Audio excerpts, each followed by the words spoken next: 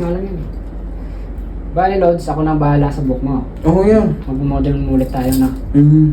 Kasi nga, sabi mo, medyo napaplatan ka sa likod mo.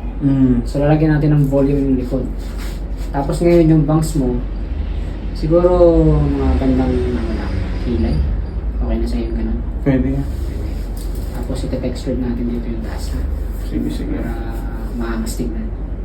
Gino yan? Sige, ah. Gina. Okay. Modern Mullet.